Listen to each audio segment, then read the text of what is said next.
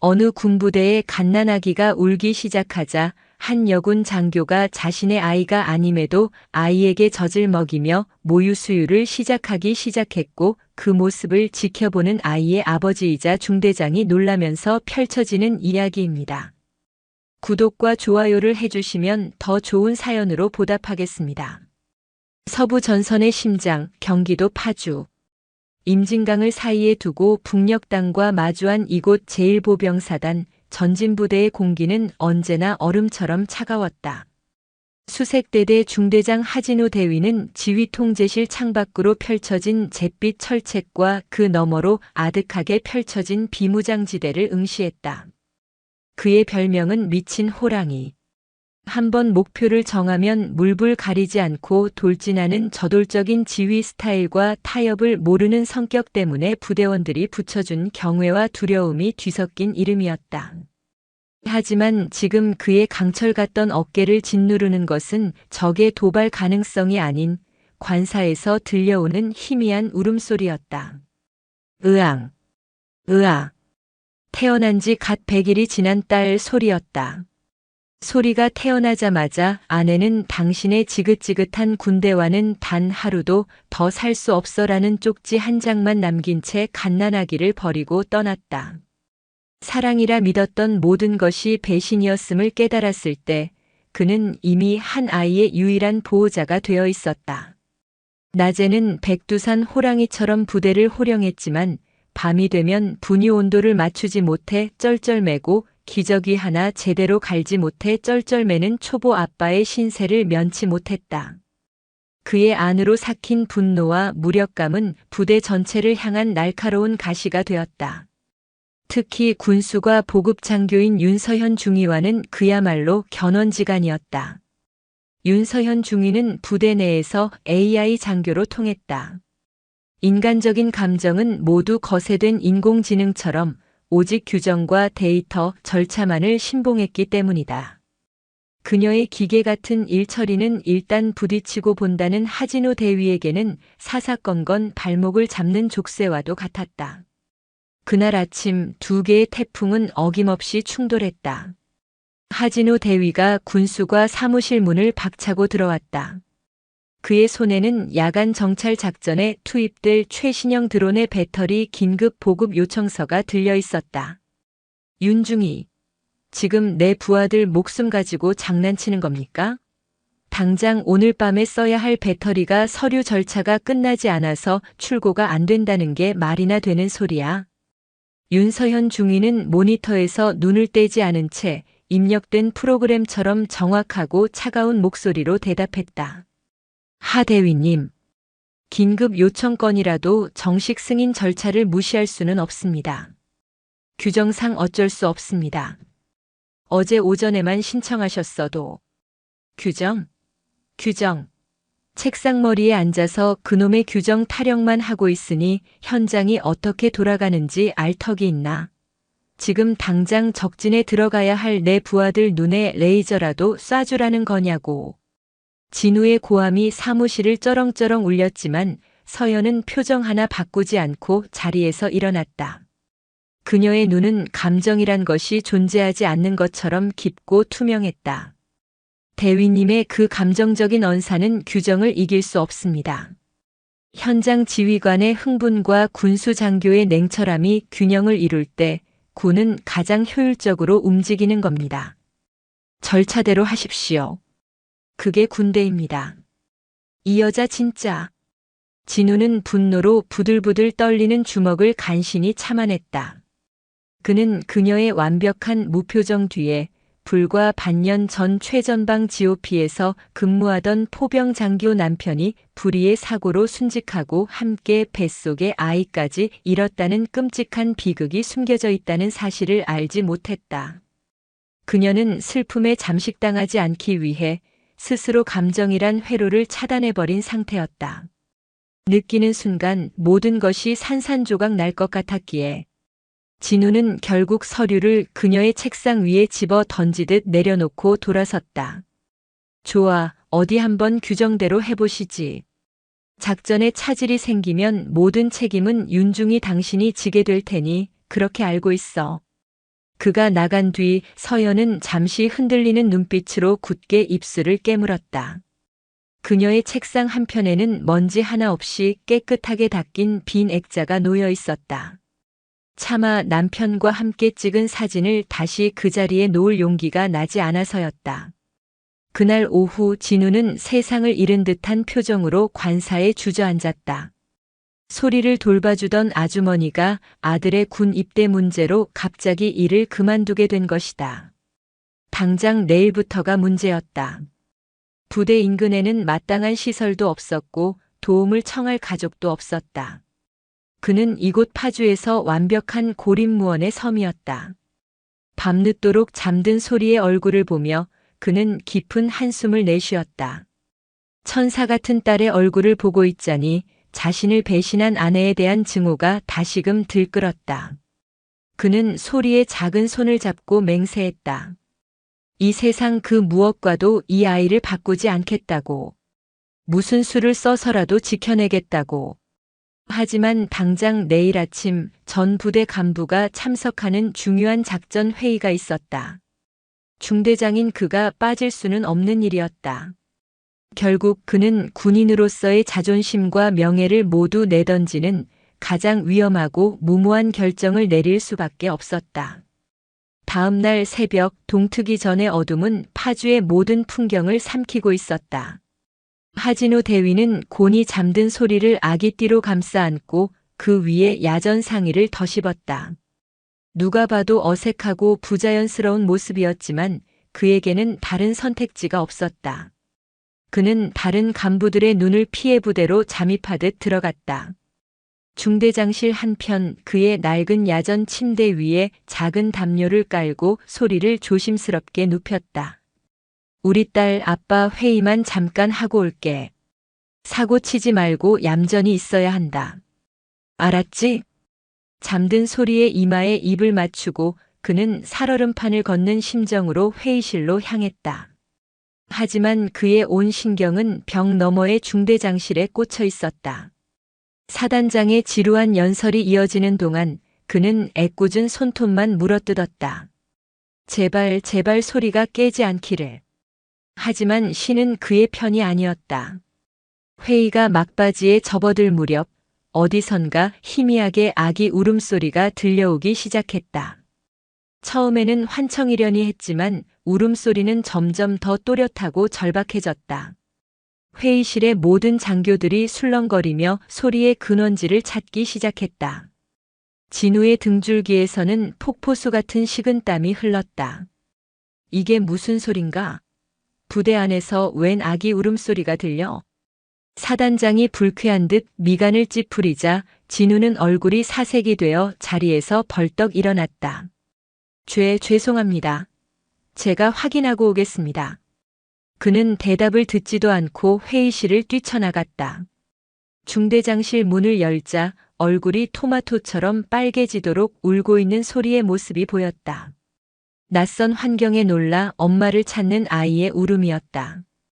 그는 허둥지둥 소리를 안아들고 등을 토닥였지만 아이의 울음은 그치기는커녕 아빠의 불안함을 느꼈는지 더욱더 격렬해졌다. 아가, 왜 그래? 응? 아빠 여기 있잖아. 뚝. 그의 필사적인 외침은 아이의 울음소리에 묻혀버렸다. 복도를 지나가던 병사들과 간부들이 호기심 어린 눈으로 중대장실 안을 힐끔거렸다.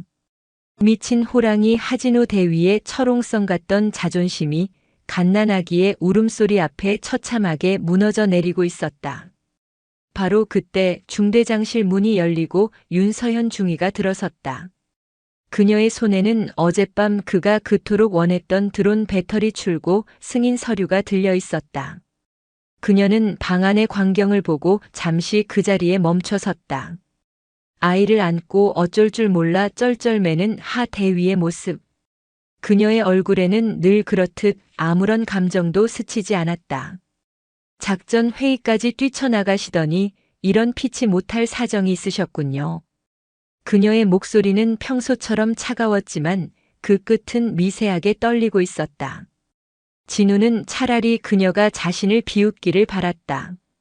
이런 비참한 모습을 가장 껄끄러운 그녀에게 들켜버렸다는 사실이 죽고 싶을 만큼 창피했다. 볼일 없으면 나가주시지. 여긴 군사구역이지 놀이터가 아니니까. 진우가 으르렁거리듯 쏘아붙였다. 하지만 서연은 나가지 않았다. 그녀는 서류를 책상 위에 내려놓고 천천히 그에게 다가왔다. 그녀의 시선은 진우가 아닌 울고 있는 소리에게 고정되어 있었다. 아이의 울음소리가 마치 녹슨 칼날처럼 그녀가 굳게 닫아버린 마음의 문을 후벼 파는 것 같았다. 잊어야만 한다고 잊었다고 믿었던 지독한 고통이 다시 고개를 들었다. 이 아이, 엄마를 찾는 겁니다. 서연이 나지막이 말했다. 배가 고픈 게 아니라 세상이 무서워서 우는 겁니다. 세상의 전부였던 엄마의 심장 소리가 들리지 않아서 공포에 질려 있는 겁니다. 그녀의 말에 진우는 아무런 대꾸도 할 수 없었다. 서연은 잠시 망설이더니 조심스럽게 입을 열었다. 괜찮으시다면 제가 한번 안아봐도 되겠습니까? 진우는 의심의 눈초리로 그녀를 보았다. 이 감정 없는 기계 같은 여자가 갑자기 왜 이러는 걸까? 하지만 그는 이미 이성을 잃고 지푸라기라도 잡고 싶은 심정이었다. 그는 마지못해 소리를 그녀에게 건넸다. 서연은 마치 평생 아기만 돌봐온 사람처럼 아주 능숙하고 부드러운 손길로 소리를 받아 안았다. 기적 같은 일이 벌어졌다. 그녀의 품에 안기자마자 소리의 울음소리가 거짓말처럼 잦아들기 시작했다. 서연은 아이를 품에 꼭 안고 아이의 귓가에 조용히 속삭였다. 괜찮아, 아가야. 괜찮아. 세상은 그렇게 무서운 곳이 아니란다. 그녀는 주변을 둘러보더니 진우에게 말했다. 잠시 조용한 곳이 필요합니다. 아이를 진정시켜야겠습니다. 진우는 홀린 듯 그녀를 따라 나섰다. 거의 사용하지 않는 작은 상담실로 들어서자 서연은 문을 잠가달라고 부탁했다. 그리고는 진우를 등지고 창가로 다가섰다. 진우가 숨을 죽이고 지켜보는 가운데 상상조차 할 수 없었던 광경이 펼쳐졌다.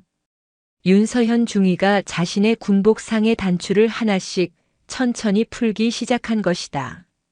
그리고 잠시 후 그녀는 품에 안은 소리에게 조심스럽게 자신의 젖을 물렸다.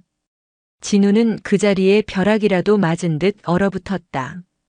머릿속이 새하얗게 비어버렸다.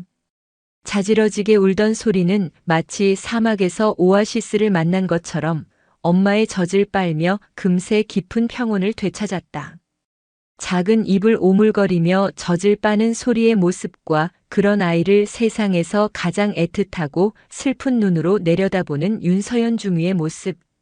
그 비현실적인 풍경 위로 아침 햇살이 성스럽게 쏟아져 내렸다. 서연의 눈에서 조용히 눈물 한 방울이 흘러내려 소리의 통통한 뺨 위로 떨어졌다. 그녀의 몸은 그리고 그녀의 가슴은 미처 세상에 태어나지 못하고 별이 되어버린 자신의 아기를 아직도 선명하게 기억하고 있었다.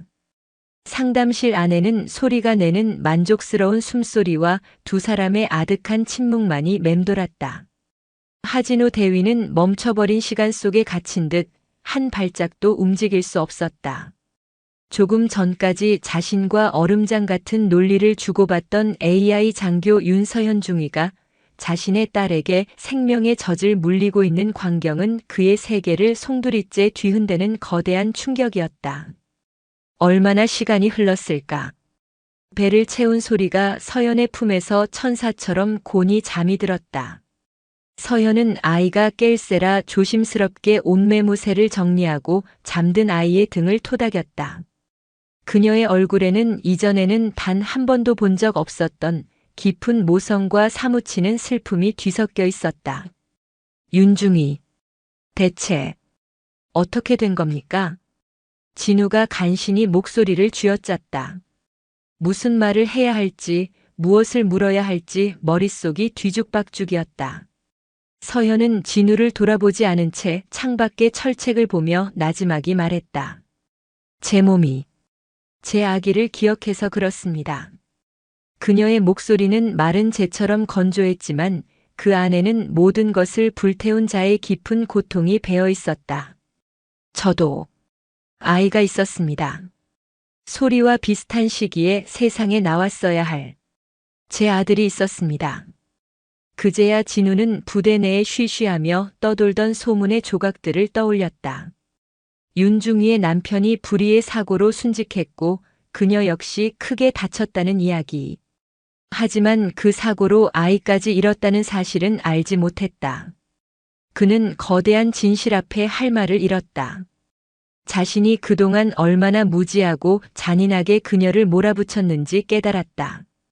그녀가 쌓아 올린 철벽은 타인을 향한 공격이 아니라 부서져 내리는 자신을 지탱하기 위한 마지막 버팀목이었음을. 미안합니다. 정말 몰랐습니다. 진심으로 미안합니다. 진우의 목소리가 격하게 잠겨 나왔다. 그것은 그의 군 생활을 통틀어 가장 진심 어린 사과였다. 서연은 고개를 저었다. 대위님께서 사과하실 일이 아닙니다. 이건 저와 제 아이의 문제니까요. 그녀는 잠든 소리를 조심스럽게 진우에게 건넸다. 아이를 받아 안는 그의 손길은 깃털을 다루듯 조심스러웠다. 아이의 따뜻한 체온과 함께 서연의 감당할 수 없는 슬픔의 무게가 고스란히 전해지는 듯 했다. 고맙습니다. 정말 고맙습니다, 윤중이. 이 은혜는 평생 잊지 않겠습니다. 진우가 다시 한번 고개를 숙였다. 서연은 아무 말 없이 상담실을 나갔다. 그녀가 나간 후에도 진우는 한참 동안 그 자리에 서서 잠든 소리의 얼굴만 내려다보았다. 아이의 얼굴 위로 서연의 눈물이 떨어졌던 자국이 별처럼 반짝였다. 그날 이후 두 사람 사이에는 눈에 보이지 않는 휴전선이 그어졌다. 여전히 공적인 자리에서는 서로에게 깍듯했지만 이전처럼 서로를 향해 으르렁거리는 일은 사라졌다. 진우는 더 이상 서아에게 무리한 요구를 하지 않았고 서아 역시 규정의 칼날을 휘두르기보다는 그의 입장을 먼저 헤아리려는 듯한 태도를 보였다. 부대원들은 미친 호랑이와 AI 장교 사이에 흐르는 미묘한 기류를 감지했지만 감히 그 이유를 묻지는 못했다. 문제는 소리에게서 터졌다.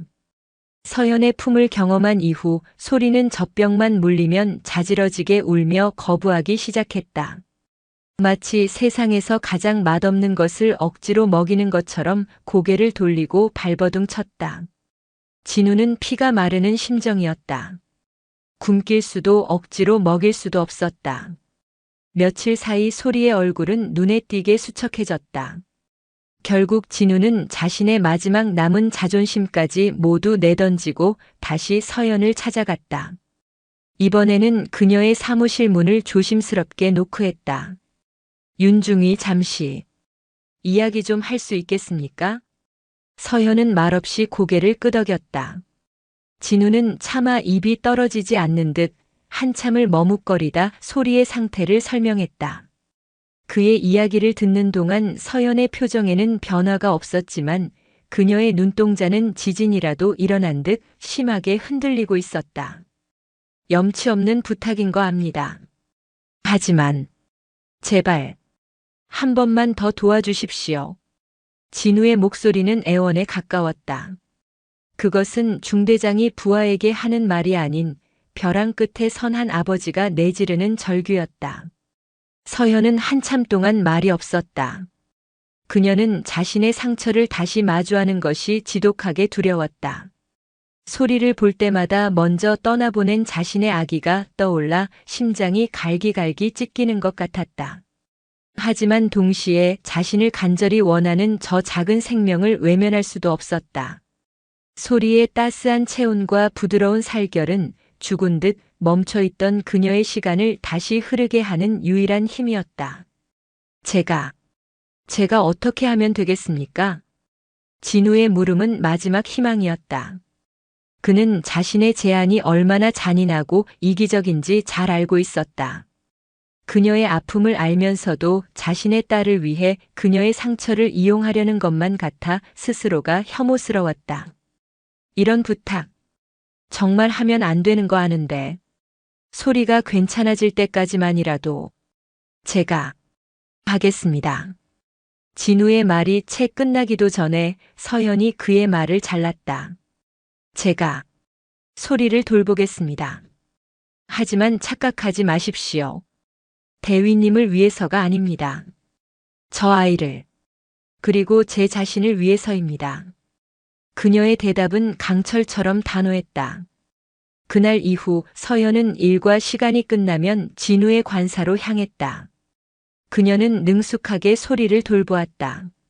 젖을 물리고 기저귀를 갈고 따뜻한 물로 목욕을 시켰다. 그녀의 보살핌 속에서 소리는 거짓말처럼 안정을 되찾았다. 뽀얗게 살이 오르기 시작했고 옹알이도 늘었다. 진우는 그런 서현과 소리의 모습을 멀리서 묵묵히 지켜볼 뿐이었다. 텅 비어있던 관사는 어느새 온기로 가득 찼다. 서아가 끓인 구수한 된장찌개 냄새가 집안에 퍼지고 소리의 해맑은 웃음소리가 울려 퍼졌다. 진우는 마치 꿈을 꾸고 있는 것만 같았다. 아내가 떠난 후 다시는 찾아오지 않을 것이라 생각했던 가족의 풍경이었다. 그렇게 파주의 혹독한 겨울 속에서 깊은 상처를 가진 두 군인과 한 아이의 위태로운 동맹이 시작되었다. 그것은 약속된 미래도 정해진 이름도 없는 불안한 시작이었지만 서로의 얼어붙은 심장을 녹이는 세상에서 가장 절박하고 따뜻한 동거였다. 하진우 대위의 관사는 더 이상 잠만 자는 삭막한 공간이 아니었다. 그곳은 치열했던 하루의 끝에 그를 기다리는 유일한 안식처이자 세상에서 가장 따뜻한 빛이 새어나오는 등대였다. 굳게 닫힌 현관문을 열면 그를 반기는 것은 축축한 어둠이 아닌 분유와 아기 로션이 뒤섞인 포근한 냄새, 그리고 윤서연 중위가 소리에게 불러주는 나지막한 자장가 소리였다. 자장자장 우리 아가. 잘도 잔다 우리 아가. 그녀의 목소리는 더 이상 인공지능의 그것처럼 차갑지 않았다. 아이를 어르는 그 음색에는 세상 모든 어머니의 온기가 담겨 있었다. 진우는 문고리를 잡은 채 차마 그 평화를 깨트리지 못하고 한참을 서 있었다. 그의 심장이 제멋대로 날뛰고 있었다. 미친 호랑이의 심장이 아니라 한 남자의 심장이었다. 처음에는 그저 소리를 위한 어쩔 수 없는 선택, 가시방석 같은 동거라고 생각했다. 하지만 어느 순간부터인가 그는 퇴근 시간을 손꼽아 기다리고 있었다. 군복을 벗고 현관문을 여는 그 순간을 하루 중 가장 긴장되고 설레는 마음으로 고대하고 있었다. 이것은 연민이나 고마움이 아니었다. 그녀의 얼음장 같은 가면 뒤에 숨겨진 깊은 슬픔을, 그 상처마저도 자신이 끌어안아주고 싶다는 강렬한 소유욕, 그것은 명백한 사랑의 시작이었다. 그는 하늘이를 보며 웃을 때마다 초승달처럼 휘어지는 그녀의 눈매를 서툰 솜씨로 저녁을 차리면서 제가 요리에는 영 재능이 없나 봅니다라며 붉어지는 그녀의 뺨을 군사용어가 아닌 평범한 일상을 이야기할 때 조금씩 부드러워지는 그녀의 말투를 자신의 마음에 새기고 있었다. 하지만 그들만의 위태로운 낙원은 수많은 눈과 귀가 얽혀있는 군대라는 거대한 벌집 안에서 그리 오래 비밀로 유지될 수 없었다.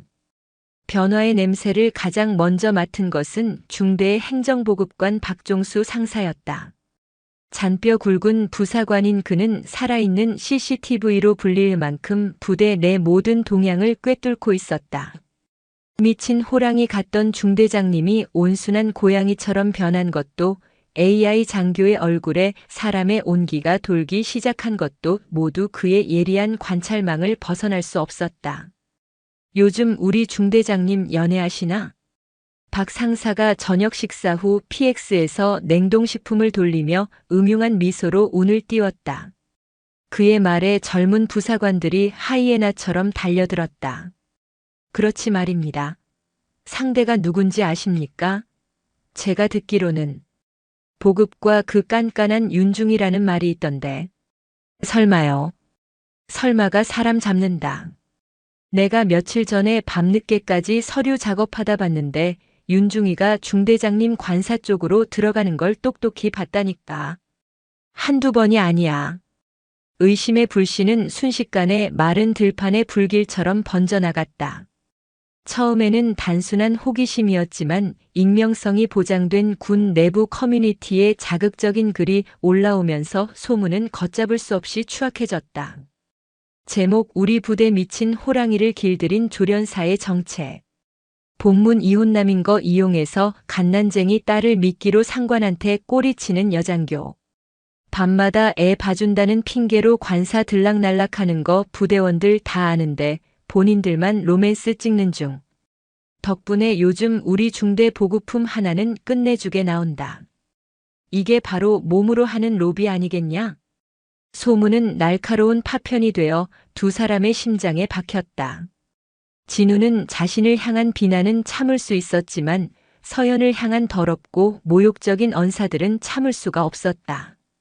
그녀가 복도를 지날 때마다 사람들은 흘끔거리며 음탕한 미소를 지었고 일부 여군들은 노골적으로 그녀를 따돌렸다.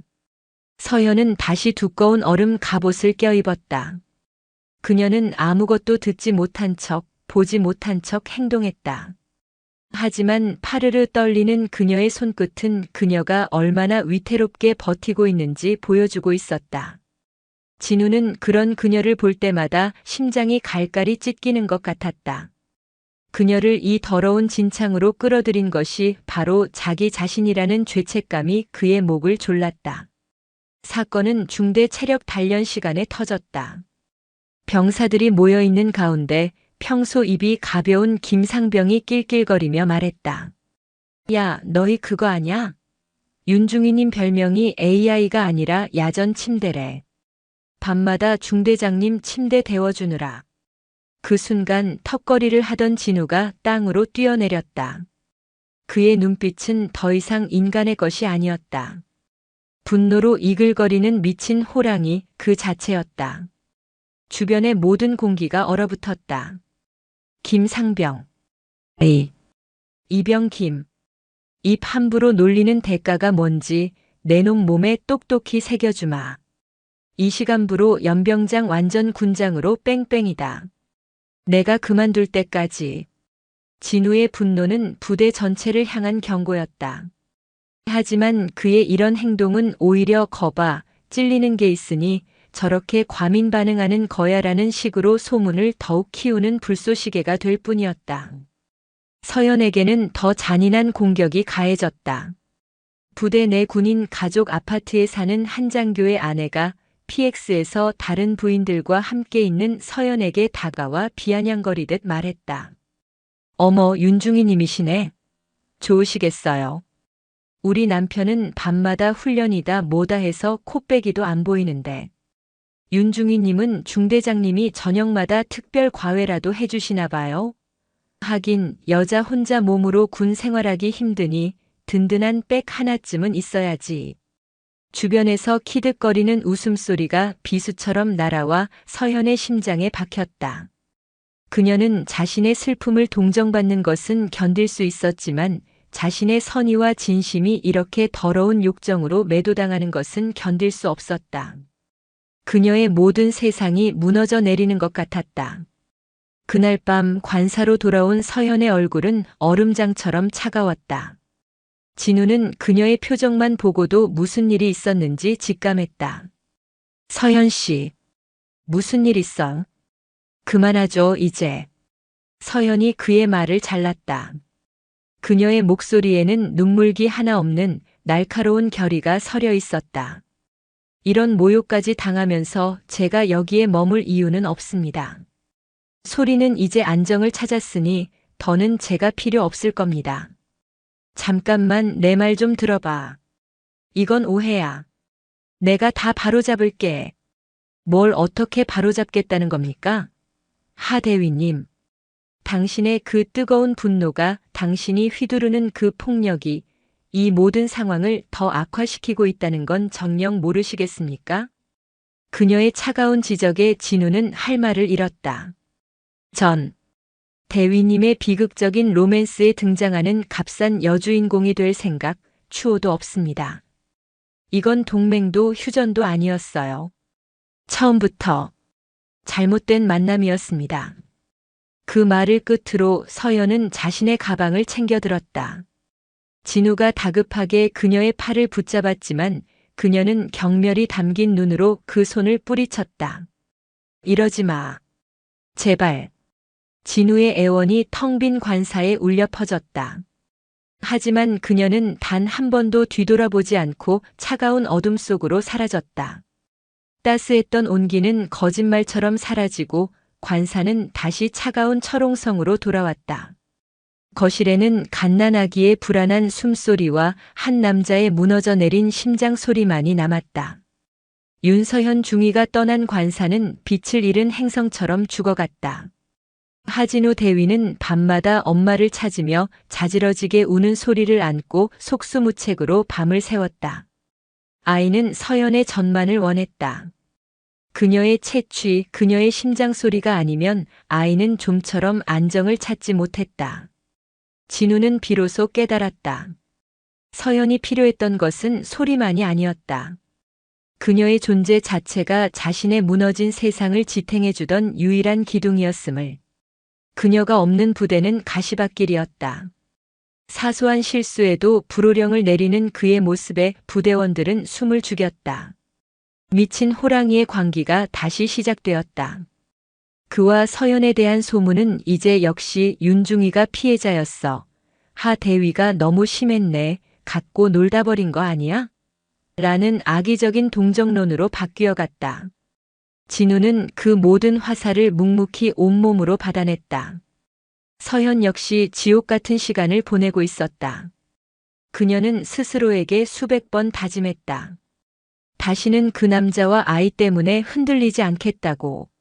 하지만 밤이 되면 아이를 품에 안았던 감촉과 그녀를 바라보던 남자의 애틋한 눈빛이 악령처럼 떠올라 잠을 이룰 수 없었다. 가슴에 거대한 구멍이 뚫린 것처럼 허전하고 시렸다.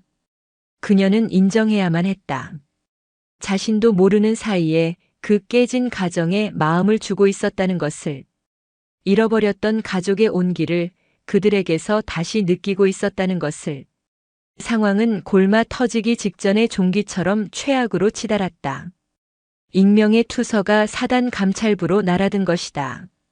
수색대대 하진우 대위가 직위를 이용하여 부하 여군인 윤서현 중위를 관사로 불러들여 부적절한 관계를 맺고 있으며 이는 명백한 군 기강문란 행위임이라는 내용이었다. 투서의 출처는 명확했다. 박종수 상사의 입을 통해 퍼져나간 소문이 누군가의 손을 통해 악의적인 무기가 되어 돌아온 것이다. 대대장 이강석 중령은 불같이 노했다. 그는 당장 하진우 대위를 호출했다. 대대장실의 공기는 칼날처럼 날카로웠다. 이 중령은 책상 위에 놓인 투서 사본을 손가락으로 툭툭 치며 입을 열었다. 하대위. 변명할 기회는 주겠다. 이게 다 뭔가. 자네가 내 부대, 이 전진부대의 명예에 똥칠을 해도 유분수지. 부하 여군을 건드려? 자네 군복 벗고 싶어서 환장한 건가? 진우는 고개를 숙인 채 아무 말도 하지 않았다. 무슨 말을 할 수 있을까? 모든 것이 자신의 어리석음 때문이었다. 사실인가? 윤중이 자네가 힘으로 억압한 건가? 절대 아닙니다. 진우가 고개를 번쩍 들었다. 그의 눈에는 한치의 거짓도 없었다. 모든 책임은 저에게 있습니다. 윤서현 중위는 아무런 잘못이 없습니다. 그녀는 천사 같은 사람입니다. 그는 처음부터 끝까지 모든 사실을 털어놓았다. 아내의 배신, 홀로 아이를 키우게 된 절박함, 죽음의 문턱에서 손을 내밀어준 서연의 이야기, 그리고 그 선의가 어떻게 더러운 오해로 번졌는지.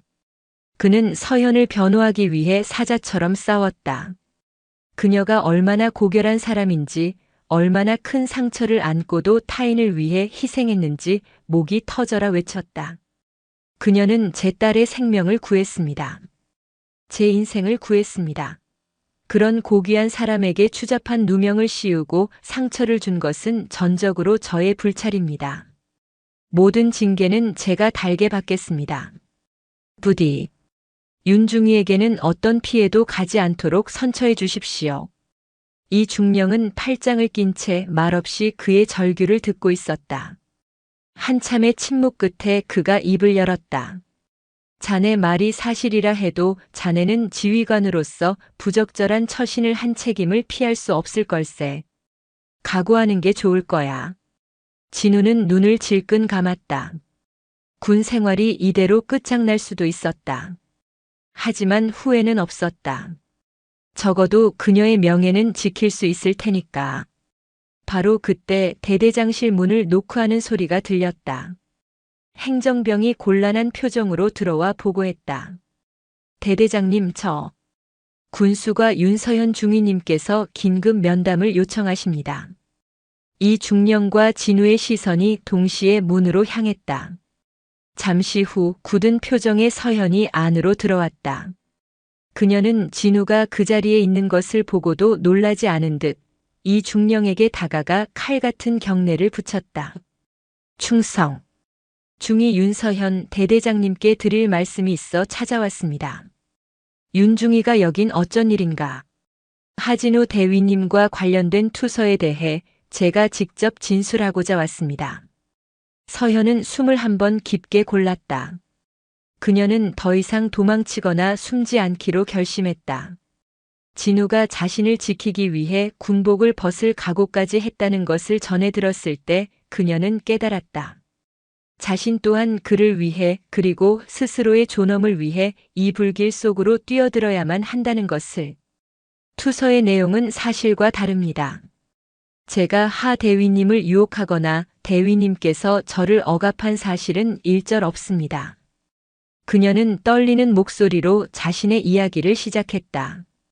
끔찍했던 사고, 남편과 아이를 떠나보낸 슬픔, 그리고 자신의 몸이 아직 아기를 기억하고 있었기에 소리를 도울 수밖에 없었던 사정까지.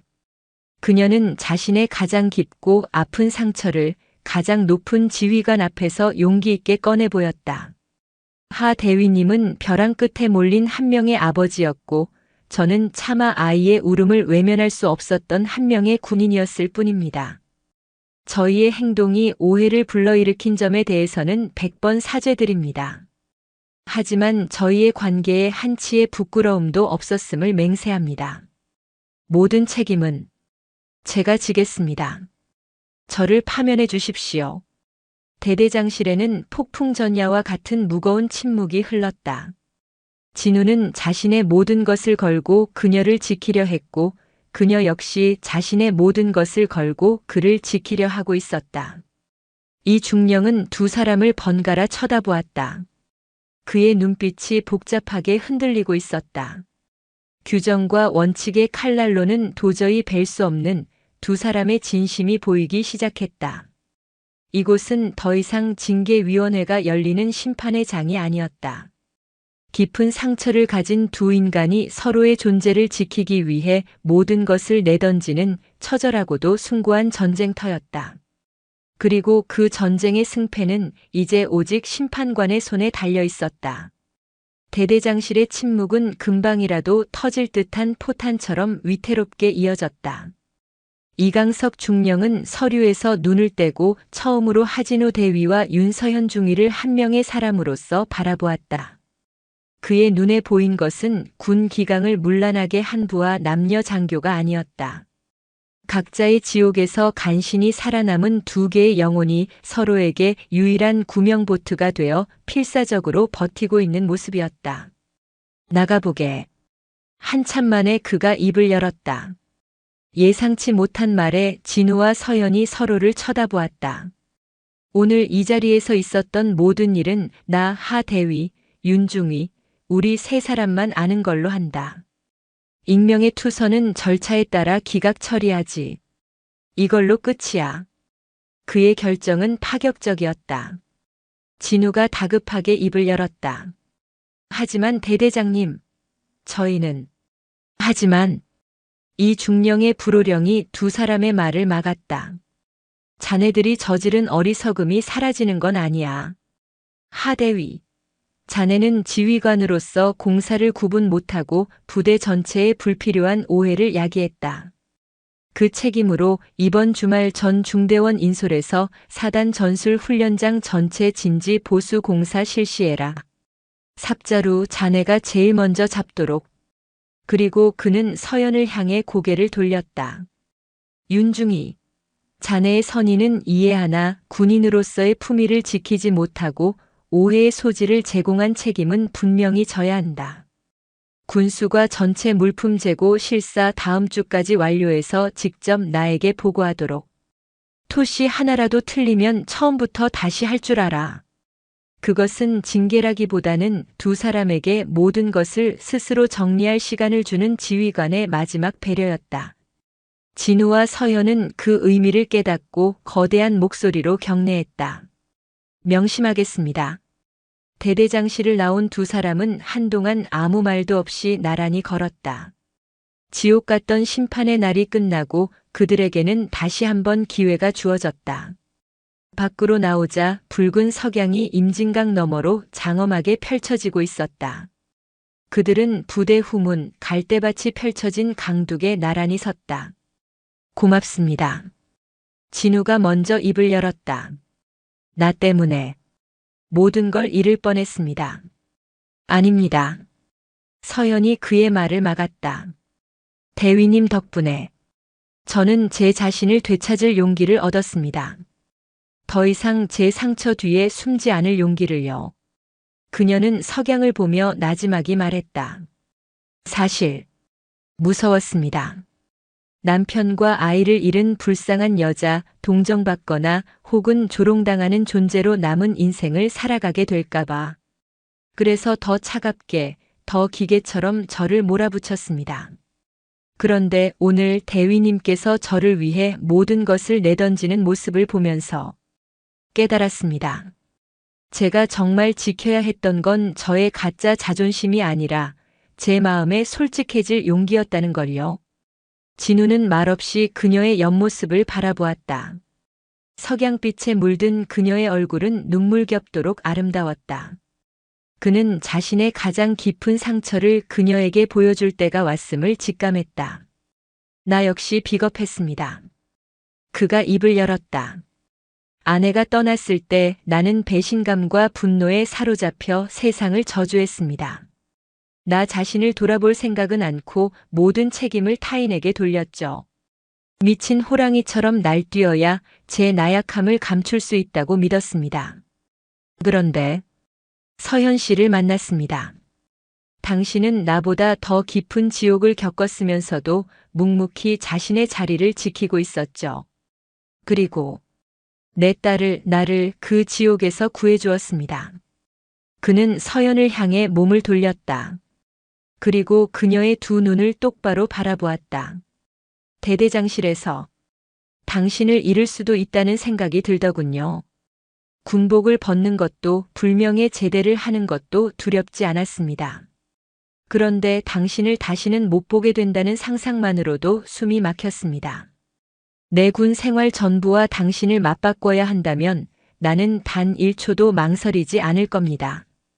그의 절절한 고백에 서현의 눈가가 뜨거워졌다. 그녀 역시 자신의 마음을 더 이상 속일 수 없었다. 저는 2번 다시는 사랑하는 사람을 잃고 싶지 않아서 제 마음에 성벽을 쌓았습니다. 누구도 들어올 수 없도록. 그런데 당신과 소리가 그 성벽을 부순 게 아니었어요. 그냥 어느새 성벽 안으로 들어와 있었습니다. 제 심장이 다시 뛰는 걸 느꼈습니다. 그리고 두려웠습니다.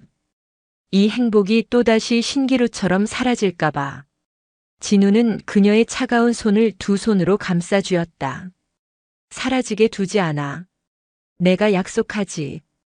그의 눈빛은 그 어떤 맹세보다도 단단했다. 그 순간 두 사람의 감정은 활화산처럼 폭발했다. 진우는 그녀의 얼굴을 감싸 안고 거칠지만 절박하게 입을 맞추었다. 그것은 단순한 키스가 아니었다. 지옥의 불길 속에서 서로의 생명을 확인하고 살아남았음을 축하하며 미래를 함께하자는 피의 맹세와도 같은 격렬한 입맞춤이었다. 입술이 떨어지고 그들은 서로의 이마를 맞댄 채 가쁜 숨을 몰아쉬었다. 더 이상의 말은 필요 없었다. 그들은 함께 관사로 돌아왔다. 잠든 소리를 가운데에 두고 두 사람은 더 이상 주저하지 않고 서로의 손을 잡았다. 그들은 더 이상 불안한 동맹 관계가 아니었다. 불 속에서 함께 살아남고 서로의 영혼에 깊이 각인된 세상에서 가장 강한 운명 공동체였다. 진우가 나지막이 속삭였다. 이제부터 여기가 우리의 집이야. 그 누구도 그 무엇도 우리를 여기서 쫓아낼 수 없어. 그것은 질문이 아닌 선언이었다. 그들의 진짜 전쟁은 이제부터 시작이었고 그들은 함께 싸울 준비가 되어 있었다. 심판의 날이 지나간 후 제1보병사단에는 새로운 전설이 쓰이기 시작했다. 미친 호랑이 하진우 대위와 AI 장교 윤서현 중위가 공식적인 연인이 되었다는 소문이었다. 소문의 진원지는 다름 아닌 하진우 대위 자신이었다. 그는 더 이상 숨거나 피하지 않았다. 다음 날 아침 장교 식당에 들어선 그는 식판을 들고 혼자 앉아있는 서연에게 망설임 없이 다가가 그녀의 옆자리에 앉았다. 그리고는 보란듯이 그녀의 밥 위에 자신의 몫으로 나온 계란 프라이를 올려주었다. 식당 안의 모든 장교들이 숨을 죽이고 그 광경을 지켜보았다. 그것은 100마디 말보다 더 강력한 선언이었다. 이 사람이 내 사람이다. 그들의 관계는 양지 위로 나오자 오히려 더 단단해졌다. 주말이 되면 그들은 더 이상 관사에 갇혀 있지 않았다. 진우는 서현과 소리의 손을 잡고 부대 밖으로 나섰다. 파주의 명물인 임진각 평화누리 공원을 찾았을 때 진우는 바람개비 언덕을 향해 달려가는 서현의 모습을 보았다. 아이처럼 해맑게 웃으며 바람개비를 돌리는 그녀의 모습에서 그는 처음으로 그녀의 나이를 실감했다. 그녀 역시 상처 입은 군인이기 이전에 이제 막 인생의 아름다운 시절을 보내야 할 한 명의 여자였다. 그는 다짐했다. 저 미소를 자신이 평생 지켜주겠다고. 그들의 관사는 이제 완벽한 집이 되었다. 진우는 서툰 솜씨로 어머니에게 전수받은 김치찌개를 끓였고 서연은 인터넷을 뒤져가며 아이의 이유식을 만들었다. 군사작전을 논하던 치열함은 온데간데 없고 간이 좀 짠 거 아니야? 소리가 당근을 잘 안 먹네 같은 소소하고 평범한 대화들이 그 공간을 채웠다. 그 평범함이 주는 행복에 두 사람은 매일 밤 감사했다. 어느 깊은 밤 소리가 잠든 후 거실에 나란히 앉아있던 두 사람은 미래에 대한 이야기를 나누었다. 서현 씨, 네 대위님, 우리 정식으로 부부 군인 신청하는 건 어때? 같은 부대에서 근무할 수 있도록. 그것은 청혼이나 다름없는 말이었다. 서현의 얼굴이 붉게 물들었다. 그녀는 잠시 창밖을 바라보다가 조심스럽게 입을 열었다. 정말 괜찮으시겠어요? 저 때문에 대위님 앞길에 누가 될 수도 있습니다. 아이를 잃은 여자, 순직한 군인의 아내라는 꼬리표가. 닥쳐. 진우가 그녀의 말을 단호하게 잘랐다. 그는 그녀의 턱을 부드럽게 감싸 자신을 보게 했다. 한 번만 더 그런 소리 하면 진짜 화낼 거야. 당신의 과거는 상처가 아니라 훈장이야. 그 모든 걸 이겨낸 당신을 존경하고 사랑한다고. 내 아내, 내 딸 소리의 어머니가 될 사람은 윤서현 당신 하나뿐이야. 세상 그 누구도 당신을 대신할 수 없어. 그의 뜨거운 눈빛과 단단한 목소리에 서현은 결국 눈물을 터뜨렸다. 그것은 슬픔의 눈물이 아닌 태어나 처음 느껴보는 충만한 행복의 눈물이었다. 하지만 그들이 쌓아 올린 낙원이 완벽할수록 그 낙원을 위협하는 그림자 또한 짙어지고 있었다. 그들의 행복을 산산조각 낼 과거의 망령이 차가운 하이힐 소리를 울리며 바로 그들의 턱 밑까지 다가오고 있었다. 그날 오후 진우는 대대장 호출로 자리를 비운 상태였다. 서현은 소리와 함께 관사 앞 작은 화단에 물을 주고 있었다. 소리는 흑장난을 하며 까르르 웃음을 터뜨렸다. 바로 그때 위병소 쪽에서 낯선 여자가 그들을 향해 걸어왔다. 멀리서 봐도 한눈에 띄는 화려한 외모와 값비싼 옷차림. 군부대와는 전혀 어울리지 않는 이질적인 존재감이었다. 그녀는 서현과 소리 앞에 멈춰 서더니 머리부터 발끝까지 훑어보며 오만한 미소를 지었다. 당신이 윤서현 중이? 소문으로만 듣던. 서현은 본능적인 경계심에 소리를 자신의 등 뒤로 감쌌다. 누구시죠? 나? 당신이 지금 잠시 맡아주고 있는 저 아이 소리 엄마. 여자는 선글라스를 벗었다. 한때 진우의 아내였고 소리의 생모인 최윤아였다. 그녀의 등장과 함께 서현이 애써 가꾼 작은 화단의 꽃들이 일제히 시드는 것 같았다. 우리 딸 엄마 얼굴도 못 알아보고 그새 저런 여자한테 정을 붙였네. 어떡하니? 유나는 소리를 향해 손을 뻗었다. 소리가 겁을 먹고 서현의 다리 뒤로 더 깊숙이 숨었다.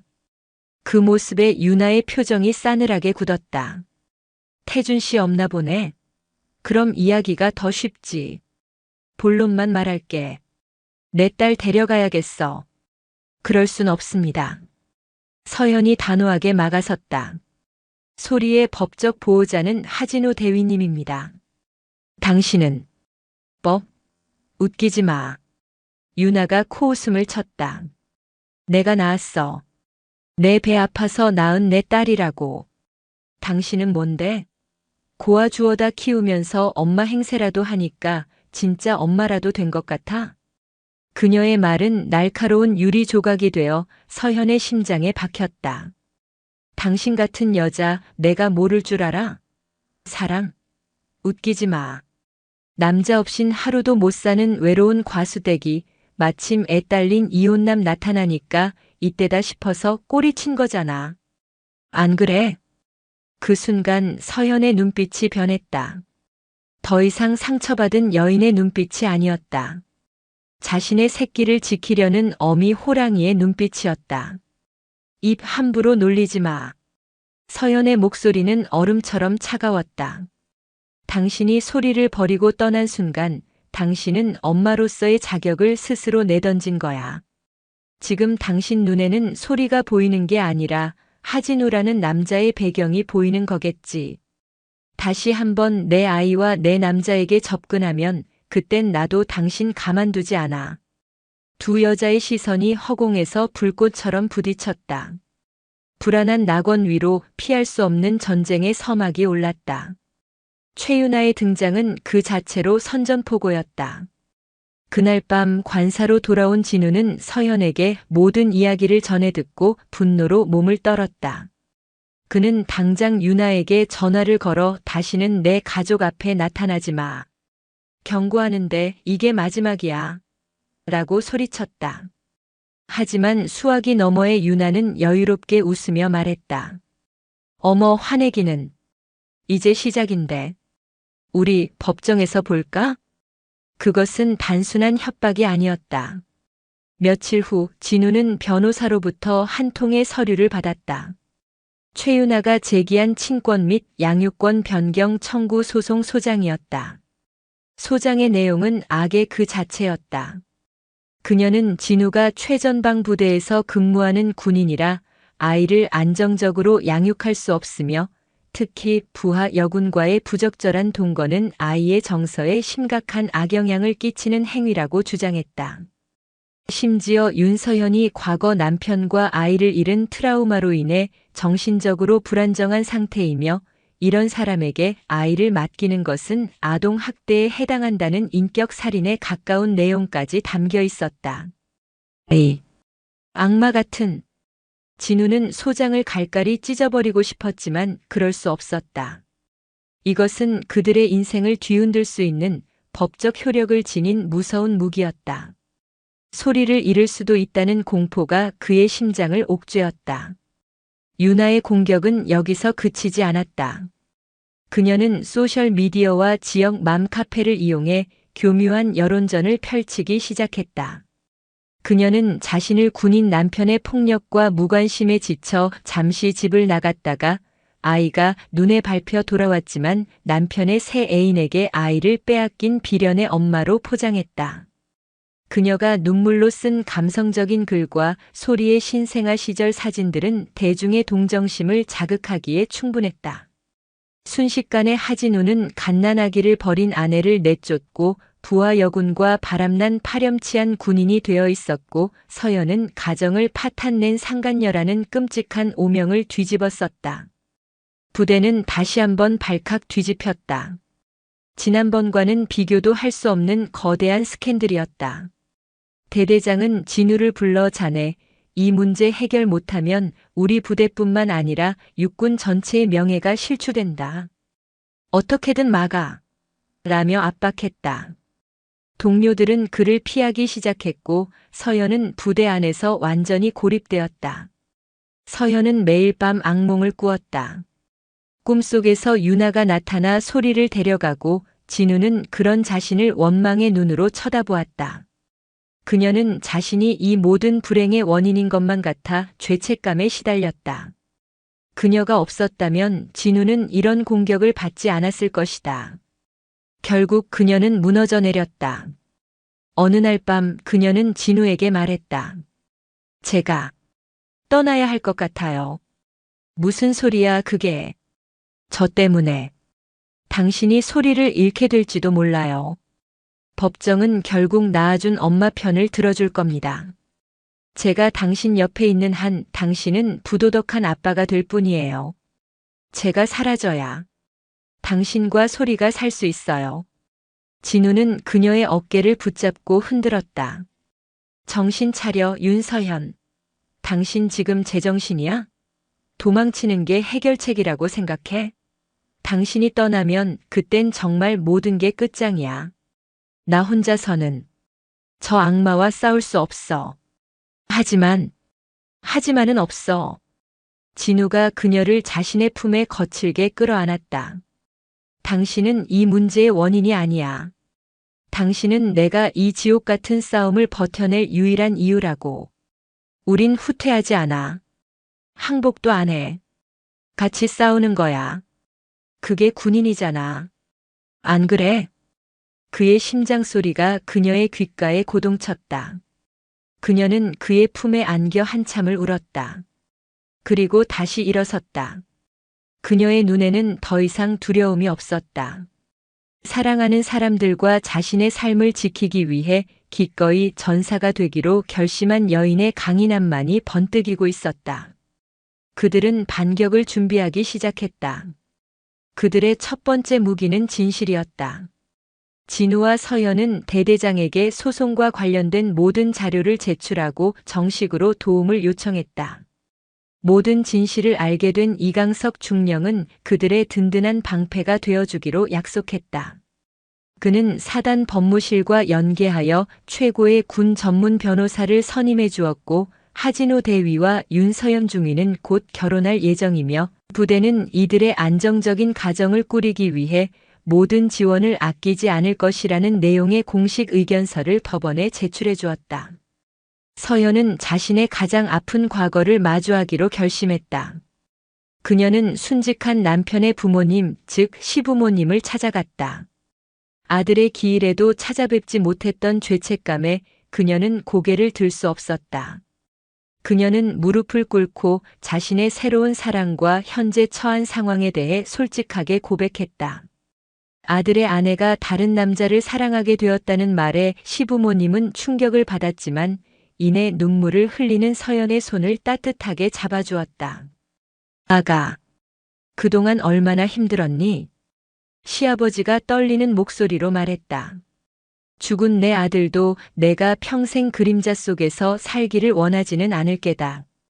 내가 다시 행복해질 수 있다면 그걸로 된 게야. 그 사람이 어떤 사람인지 우리에게 소개해다오. 우리가 너의 새로운 가족을 지키는데 힘이 되어주마. 시부모님의 용서는 그녀에게 천군만마와도 같았다. 그녀는 더 이상 혼자가 아니었다. 마지막으로 그들은 유나의 실체를 파헤치기 시작했다. 변호사는 사설 탐정을 고용하여 그녀가 집을 나간 후의 행적을 추적했다. 그리고 마침내 그녀의 결정적인 약점을 찾아냈다. 그녀는 진우를 떠난 후 만났던 남자에게 거액의 사기를 당했고 현재는 카드빚과 사채에 시달리고 있었다. 그녀가 소리를 되찾으려는 진짜 목적은 거액의 양육비를 뜯어내기 위함이었던 것이다. 모든 퍼즐 조각이 맞춰졌다. 이제 반격의 시간이었다. 최윤아의 거짓 여론전은 거셌지만 진실의 방어선은 그보다 더 단단했다. 하진우 대위와 윤서현 중위는 더 이상 침묵하지 않았다. 그들은 변호사를 통해 윤아 측이 퍼뜨린 악의적인 허위 사실에 대해 명예훼손 및 무고로 강력한 법적 대응을 하겠다는 내용 증명을 발송했다. 동시에 대대장의 공식 의견서와 서현의 시부모님이 직접 작성한 탄원서가 법원에 제출되었다. 윤서현 중위는 저희의 죽은 아들이 남긴 소중한 딸과 같으며 그녀가 새로운 가정을 꾸리는 것을 진심으로 축복한다는 시부모님의 탄원서는 서현을 파렴치한 상간녀로 몰아가던 여론의 강력한 카운터 펀치가 되었다. 궁지에 몰린 윤아는 더욱더 발악했다. 그녀는 마지막 수단으로 직접 부대로 찾아와 소란을 피우는 방법을 택했다. 그녀는 위병소 앞에서 비정한 아빠에게서 내 딸을 돌려주세요.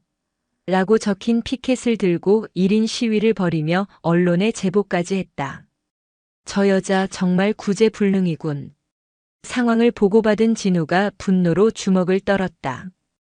그는 당장이라도 달려가 그녀의 머리채를 잡고 싶었지만 서현이 그의 팔을 잡고 막았다. 안 돼요. 지금 나가시면 저 여자가 원하는 대로 휘말리는 거예요. 이건 제가 해결해야 할 문제예요. 서현의 눈빛은 그 어느 때보다도 차갑고 단단했다. 그녀는 혼자서 위병소 앞으로 걸어 나갔다. 카메라 플래시가 터지고 윤아는 기다렸다는 듯이 서현을 향해 달려들며 통곡하기 시작했다. 당신 때문에, 당신 같은 여자가 내 가정을 망치고 내 딸을 빼앗아갔어. 당장 내 딸 내놔. 서현은 미동도 하지 않고 그녀의 광기를 응시했다. 그리고는 모든 카메라와 사람들이 들을 수 있도록 차분하지만 힘있는 목소리로 말했다. 최윤아 씨, 당신이 정말 원하는 게 소리입니까? 아니면 돈입니까? 뭐라고? 당신이 진정으로 소리를 원했다면 이렇게 아이를 세간의 구경거리로 만들지는 않았을 겁니다. 당신이 진정으로 엄마라면 아이의 얼굴에 평생 지워지지 않을 상처를 남기지는 않았을 겁니다. 서현은 자신의 가방에서 서류 봉투 하나를 꺼내들었다. 이건 당신이 사채업자에게 쓴 차용증 사본이고 이건 당신이 소리의 양육권을 포기하는 대가로 하진우 대위에게 거액의 돈을 요구했던 통화 녹취록입니다.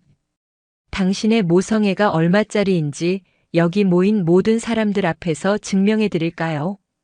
윤아의 얼굴이 새하얗게 질렸다. 그녀는 미친 사람처럼 서현에게 달려들어 서류를 빼앗으려 했지만 헌병들에게 저지당했다. 모든 상황이 역전되는 순간이었다. 비련의 엄마는 순식간에 돈 때문에 딸을 팔아넘기려 한 파렴치한 사기꾼으로 전락했다. 바로 그때였다. 관사에서 상황을 지켜보던 진우가 소리를 안고 나타났다. 그는 더 이상 이 싸움을 서현 혼자 감당하게 둘 수 없었다. 그는 서현의 곁에 섰다.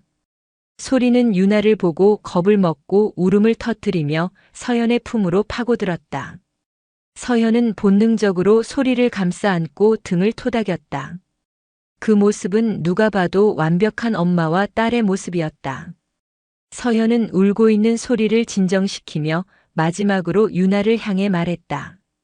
당신은 아이를 낳았을지는 몰라도 소리 엄마는 나예요. 그것은 승자의 선언이었다. 생물학적 관계를 뛰어넘는 사랑과 헌신으로 쟁취해낸 진짜 엄마의 선언. 진우는 그런 서현의 어깨를 단단히 감싸 안았다. 세 사람은 하나의 거대한 산처럼 보였다. 유나는 그 앞에서 초라한 돌멩이에 불과했다. 모든 상황은 그대로 언론에 보도되었다. 여론은 순식간에 뒤집혔고 유나는 대한민국에서 가장 지탄받는 여자가 되었다. 그녀는 결국 소송을 포함한 모든 것을 포기하고 잠적해버렸다. 길고 길었던 전쟁이 끝났다. 진우와 서현은 아무 말 없이 서로를 마주보았다. 그들의 눈에는 승리의 기쁨보다 이 모든 폭풍을 함께 견뎌낸 서로에 대한 깊은 신뢰와 존경, 그리고 사랑이 가득했다. 그들은 소리를 가운데에 두고 부서지지 않는 하나의 가족이 되어 굳건히 서 있었다. 이제 그들 앞에는 그 어떤 시련도 두렵지 않았다. 그들은 이미 지옥의 불길 속에서 함께 살아남았고 강철보다 더 단단한 사랑으로 벼려진 전사들이었으니까. 최유나라는 거대한 태풍이 휩쓸고 지나간 자리에 역설적이게도 가장 단단한 땅이 굳어졌다. 하진우 대위와 윤서현 중위의 이야기는 더 이상 부대 내 가십거리가 아니었다.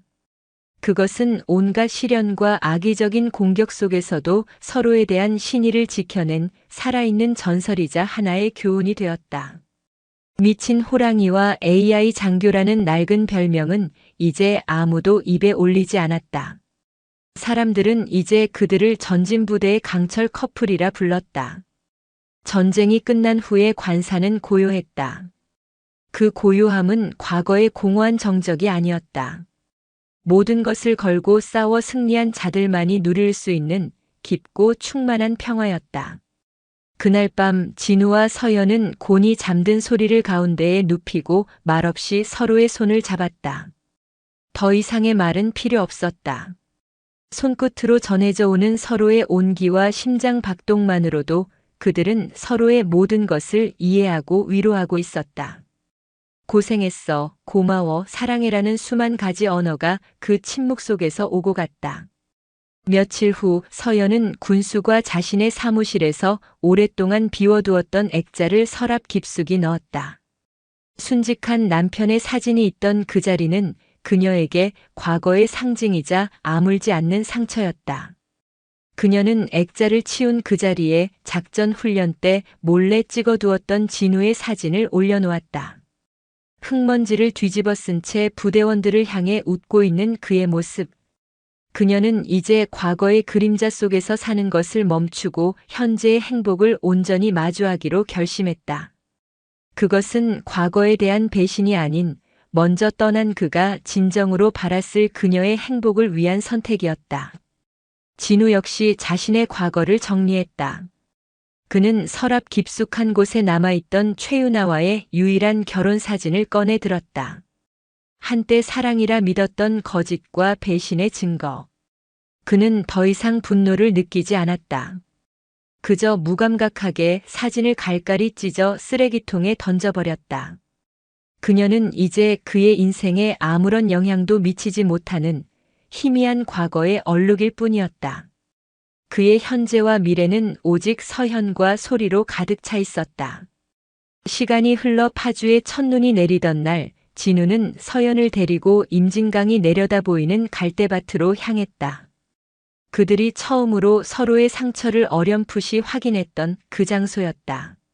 하얀 눈이 소복이 쌓인 갈대밭은 한 폭의 수묵화처럼 고요하고 아름다웠다. 서현 씨. 진우가 그녀의 차가운 손을 두 손으로 감싸 쥐었다. 우리의 시작은 솔직히 말해서 엉망진창이었지. 오해와 상처 그리고 아픔으로 시작됐어. 내가 당신에게 준 건 어쩌면 새로운 상처뿐이었을지도 몰라. 아니에요. 서연이 고개를 저었다. 대위님은 제게 다시 살아갈 이유를 주셨어요. 멈춰버렸던 제 심장을 다시 뛰게 해주셨다고요. 알아. 진우가 그녀의 말을 부드럽게 막았다. 그는 그녀의 눈을 깊이 들여다보며 말했다. 그래서 더는 당신을 아프게 하는 그 어떤 것도 용납하고 싶지 않아. 내가 당신의 완벽한 방패가 영원한 방어선이 되어주고 싶어. 당신의 과거에 새겨진 그 모든 흉터들을 내가 지워줄 수는 없겠지. 하지만 약속할게. 남은 내 평생을 바쳐 당신의 그 흉터들을 존중하고 그 위에 세상에서 가장 따뜻하고 행복한 집을 지어주겠다고. 다시는 그 어떤 과거의 유령도 세상의 칼날도 당신을 해치지 못하도록. 그는 군복 안주머니에서 작은 상자를 꺼냈다. 그리고 그녀의 앞에서 한쪽 무릎을 꿇었다. 상자 안에는 화려한 다이아몬드 반지가 아닌 은은한 달빛을 닮은 소박한 반지가 들어있었다. 나와 결혼해주겠어, 윤서현? 내 아내가 되어주고 내 딸 소리의 진짜 엄마가 되어주겠다고. 약속해주겠어? 서현의 눈에서 뜨거운 눈물이 뺨을 타고 흘러내렸다. 그녀는 세상에서 가장 행복한 미소를 지으며 고개를 끄덕였다. 진우는 그녀의 네 번째 손가락에 반지를 끼워주었다. 첫눈이 내리는 갈대밭에서 두 개의 상처 입은 영혼은 비로소 하나의 완전한 운명이 되었다. 그들의 결혼식은 이듬해 봄 부대 내의 작은 교회에서 열렸다. 화려한 웨딩드레스와 턱시도 대신 두 사람은 가장 영예로운 군인 정복을 차려입었다. 하객은 많지 않았지만 그들의 아픔과 사랑을 묵묵히 지켜봐 주었던 진짜 전우들이 자리를 가득 메웠다. 주례는 이강석 대대장이 직접 맡았고 한때 그들을 향해 삿대질했던 박종수 상사는 누구보다 큰 소리로 박수를 치며 눈시울을 붉혔다. 그리고 신부 측 가장 중요한 자리에는 인자한 미소를 지은 서현의 시부모님이 앉아 이제는 하늘의 아들이 아닌 땅의 딸이 된 그녀의 행복을 진심으로 축복해 주었다. 신랑 하진우 대위는 신부 윤서현 중위를 아내로 맞아 기쁠 때나 슬플 때나 위험한 전장에서나 평화로운 가정에서나 서로에게 가장 든든한 전우이자 영원한 동지가 될 것을 맹세합니까? 예, 맹세합니다. 신부 윤서현 중위는 신랑 하진우 대위를 남편으로 맞아 그의 상처를 보듬고 그의 기쁨이 되며 그의 딸 소리의 따뜻한 어머니로서 새로운 가정을 함께 지켜나갈 것을 맹세합니까? 예, 맹세합니다. 두 사람의 우렁찬 목소리가 예배당에 울려 퍼졌다. 그리고 그들의 발치에서 하얀 원피스를 입은 작은 소리가 아장아장 걸어와 두 사람의 다리를 꼭 껴안았다. 진우는 소리를 번쩍 안아들었다. 세 사람은 나란히 서서 하객들을 향해 고개를 숙였다. 피로 맺어지진 않았지만 그 누구보다 강철같이 단단한 사랑으로 벼려낸 완전한 가족이 탄생하는 순간이었다. 그로부터 다시 두 번의 봄이 지났다. 저녁 노을이 아름답게 물든 관사. 이제는 진급하여 소령이 된 진우는 거실에서 어느새 훌쩍 자라 쫑알쫑알 말이 많아진 소리와 함께 블록 쌓기 놀이를 하고 있었다. 그의 얼굴에서는 더 이상 미친 호랑이의 날카로움을 찾아볼 수 없었다. 오직 딸을 향한 다정한 미소만이 가득했다. 아빠, 이거 봐. 우리 집이야. 소리가 제법 근사하게 만든 블록집을 자랑했다. 우와, 우리 딸 정말 잘 만들었네. 여기는 아빠 방, 여기는 소리 방. 그럼 엄마 방은 어디 있지? 진우의 말에 부엌에서 저녁을 준비하던 서연이 웃으며 돌아보았다. 아름답게 부푼 배, 그녀의 뱃속에는 두 사람의 사랑이 맺은 새로운 생명이 자라고 있었다. 엄마는 여기 있잖아. 소리가 달려와 서연의 배를 꼭 껴안았다. 그리고는 배에 작은 귀를 대고 한참을 듣더니 고개를 들어 서연을 보며 세상에서 가장 환한 미소를 지었다. 엄마, 동생이가 소리 불러. 서연은 소리를 끌어안고 이마에 입을 맞추었다. 엄마라는 그 한마디. 한때는 세상에서 가장 아픈 단어였지만 이제는 그녀를 살아가게 하는 가장 큰 힘이 되어주는 이름이었다. 진우가 다가와 그런 두 사람을 커다란 팔로 감싸 안았다. 차가운 철옹성 같던 관사는 이제 웃음소리와 사랑이 가득한 따뜻한 보금자리가 되었다. 과거의 폐허 위에서 상처 입은 군인들은 서로의 상처를 보듬고 기적처럼 새로운 집을 지었다. 가족이란 핏줄이나 조건으로 만들어지는 것이 아니라 서로의 흉터를 기꺼이 끌어안고 어떤 폭풍우 속에서도 함께 방어선을 구축하겠다는 약속으로 완성되는 것임을. 파주의 최전방, 그곳에서 세상에서 가장 위대하고 감동적인 사랑 이야기는 비로소 영원한 전설이 되었다. 오늘도 요지경 사연을 잘 들어주셔서 감사합니다.